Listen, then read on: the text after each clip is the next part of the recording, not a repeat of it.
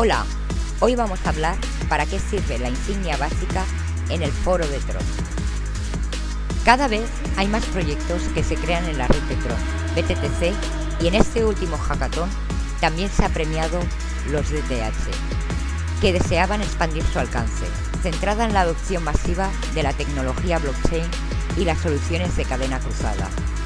Todos estos tienen una comunidad, la cual apoya su trabajo, y es en ese punto donde se necesita el nivel 1 para poder votar por su proyecto favorito. Ahora vemos cómo registrarnos en el foro. Aparece la pantalla de la comunidad.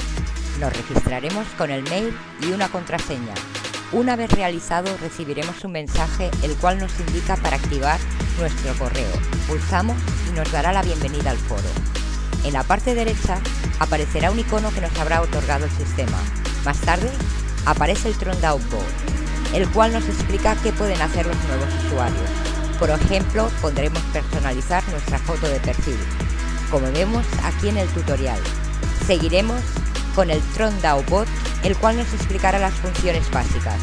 Una vez terminado, si hemos seguido las pautas, nos expedirá un certificado, el cual indicará que ha completado el tutorial de usuario. Segundo paso, obtener nivel 1.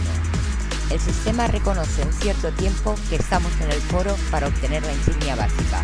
Para ello, tendremos que visitar durante unos días la comunidad, leer los posts, dar me gusta, comentar y, si nos atrevemos, publicar.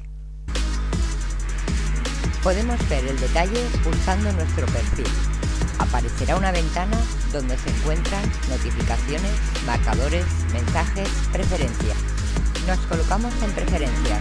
Veremos otra pantalla que se abre y donde muestra resumen. Pulsamos días visitados, hora de lectura, post leídos, etc. Volvemos a la pantalla inicial. Elegimos una de las categorías, en este caso, discusión de Tron. Escogemos un tópico, leemos, damos me gusta y respondemos.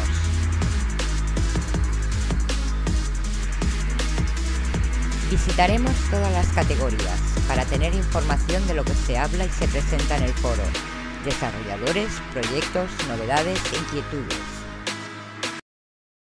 En un espacio de 3 a 5 días, si se han cumplido los pasos, recibiréis vuestra insignia básica y ya podréis votar por los proyectos que se presentan y por vuestros favoritos.